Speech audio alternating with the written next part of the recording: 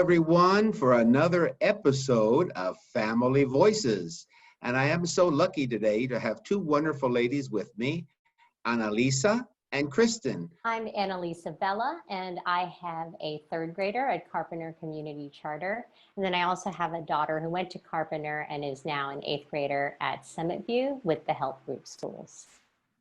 Hi, my name is Kristen Fujitaki, and I have a fourth grader at Balboa Gifted Magnet in Northridge, and I also have a second grader, and she's at Granada Hills Charter.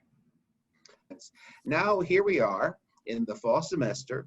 School has begun. So what have you learned from last semester's? Definitely think that having an established schedule with the children in terms of, when they get up, what comes next. Both my kids respond really well to whiteboards. So we have whiteboards everywhere in this house. I call them my marketing tools. So I've got like what's happening today, the date, I've got a calendar right next to it so they know. Because sometimes I feel like time just, is endless during this quarantine. So we were always really clear about the date, what we were doing, and then the word of the day. We would always pick a word of the day. We were always like, hair brush, teeth brush, like as if everything was the same. You got dressed, like you didn't get to be in pajamas all day or your underwear, Well, that's so important. And I think sometimes we take that for granted. You hear that from the time that they're toddlers, and my kid's already 9 and 8 years old, and over and over again they're saying you have to have a routine. And really at home it's kind of hard to have a routine because it's not the same as it is at school. I feel like in the beginning it was a lot of I'm home, I want to play with my toys, I want to see my things. So I had to kind of rearrange the house several times, find a space for them. I had them separate at certain times, and then I found that it was easier to put them together. Now they're in this room behind me. They have their desk there. Looks more like a classroom, kind of put a lot of their toys away. At that age, it's so difficult. She always finds something. I joke with her and say, I'll find her playing with her Legos at her desk, and I'll say, this is exactly the reason why Miss Kim said that you can't take toys to school because you always want to play with them. Mm-hmm. And she says, okay, mommy. And then I take them away, and then I put it downstairs, and then she knows at lunchtime you can play with your Legos downstairs if you finish your lunch. You got to finish your lunch quickly because it's just like school. You only have 15 minutes to eat your food and then 15 or 20 minutes to play. We got to keep going. Then she started realizing as time went on that, okay, this really is kind of like school here at home now. I got to put my toys away. Yeah, just establishing that kind of workstation, whether it's, if you have the space and it can be private, that's great because, my son has some learning disabilities. And so I need to kind of sometimes stay on top of him and sort of know what's happening. And that was the only place that allowed me to do that. But then he could have privacy if he put on his headphones, like I wouldn't be able to hear exactly what was going on. But it did help me to sort of monitor a little bit. So as I passed through the room, I could sort of hear what was happening without like covering. It really is important to sort of try to make things feel as fun and exciting as possible because, they don't want to dwell on the fact that they're not with their friends. For spring break, we couldn't go anywhere, obviously. So we went places with this like week-long travel to a different country every day, and then we would cook a different kind of meal at night, and then we would watch a movie from that place, and then we would kind of talk about that country's culture. So it was just a way to put a positive spin. And also just being more patient with them, which was really hard in the beginning, I think, for the kids and for myself. Getting used to being around each other for so long. But we learned a lot, and take some time and say, okay, we need a little bit of an extra break here, and then move forward with a routine. Now I feel when we came back, these last 2 weeks have been very much more structured, and this is school and they have expectations. Before it was so hard for anybody to have expectations. We were kind of just going with the flow and doing the best that we could. What feedback did you get from your kids about this new system? First and foremost was, I miss my teacher. I miss my friends. geez, mommy, I don't want you to be the teacher anymore. Really got from my son that I was a little tough on him, you know, like he said, you're not, you don't do it like Mrs. Freiberg. And you know, they had to get used to that, and I had to get used to that too. Sure. It was a lot of talking. It's been a lot of talking and explaining, and I think it's actually brought us closer together, which is I do agree with Kristen that it did bring us closer together because we always had dinner together. With my son, it was like suddenly he was on a Chromebook. He had never used a Chromebook before. Then we had to log into Schoology. So there were just like all of these kind of hurdles that were not things that he just was used to doing on a day-to-day basis. So that was a lot harder for him. And he gave me a lot of feedback about that. And I think the nice thing is, you know, he is really communicative. Like he was very much like, well, you know, I don't like the way you taught me that, or, you know, like he would say, he's like, I need a break. I need to go meditate like on the yoga mat, you know. And on my Facebook page, Scott at LAUSD, and Scott in Espanol, I had a bunch of workshops for parents on how to cope. Parents told me it really helped them a lot to learn different strategies to not blow their top when sometimes they just had it. But yeah, very important. What did you do for PE, as we call it? My daughter really got into this idea of like a nature photo safari.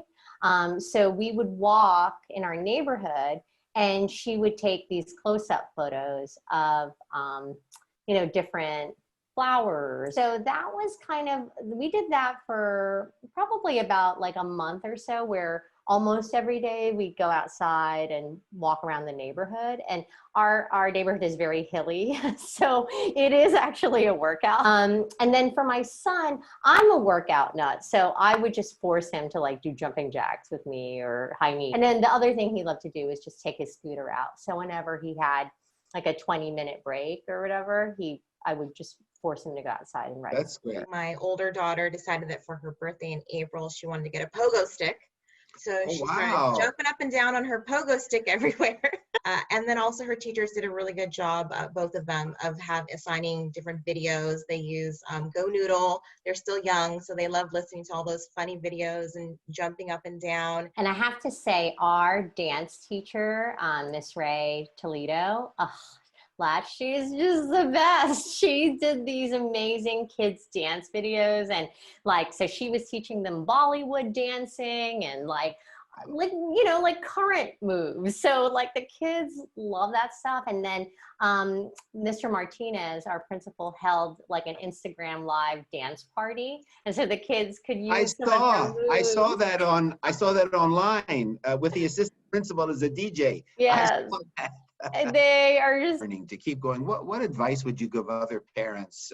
Let's suppose we have parents who don't have the luxury of having a large place to live, and they're kind of cramped and everyone has to have his or her own space. You got to think about, what do you have to do? If you have, you know, one kid that needs extra space, where can you move them? Is there like a corner you can move them?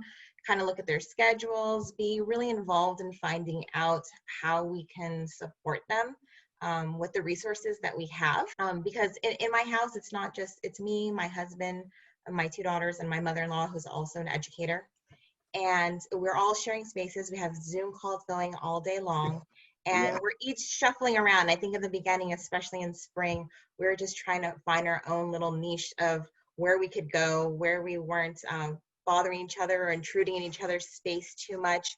And sometimes I have lots of friends where all their kids are all at one table, and that works out just great for them because their kids get along, they have all their headphones on, and they're doing just fine. But if my two are next to each other, one of them wants to know what the other's doing, and they want to Zoom bomb and be in the picture too and wave to their friends. And so I have to have them kind of separated. And then I have another friend who says, oh, you know, I just put a little partition between them. They don't see each other, and then, you know, it out of sight, out of mind. I said, oh, that works too. So I think we just have to think about, what do we have in the house? What can we be creative with and change and make work for us? I think my advice is to sort of find your group of parents that can be supportive of you. For me, that was really important because having a special ed child, there are just some things that just aren't going to work that, you know, general ed kids can just jam into, and it's all great. And you really need like that extra support. We learned a lot since last semester. Boy, do we learn a lot. You know, when we left school, we said your grade could not be lower than the grade that you left with. That dropped motivation like down to zero, right? So we learned this time we're going to be taking attendance. We're going to have schedules. We're going to have more synchronous time and asynchronous time along with it.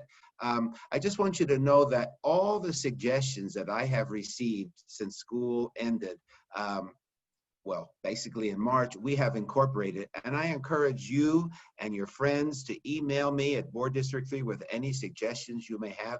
Just for your general knowledge, we have delivered more than 56 million meals to the students of Los Angeles Unified School District. Every time I say that number, 56 million meals, and we're still going, and we're still doing it because that's our duty to do so. Not only to the kids, but to their parents too. So one thing LAUSD is, nobody told us anything, we just did it, and we still keep doing it. We also, my goodness, we delivered about 200,000 devices, Chromebooks, laptops, iPads, also enabled parents to get internet service at their home through lots of methods through Verizon, also hotspots. So we are trying our best to make this work. But you know, pretty soon we're going to be going back to school. I am telling you, keep your fingers crossed. Me too. Keep your fingers crossed, because we are already working on a hybrid model for kids to go back to school, partially on, partially off, almost kind of like year-round school from years ago, but we are working on that. So I just have to thank you both, ladies, about, oh my goodness, your suggestions, your positivity, your just good spirit, and I'm just so happy that we had this time to talk together. So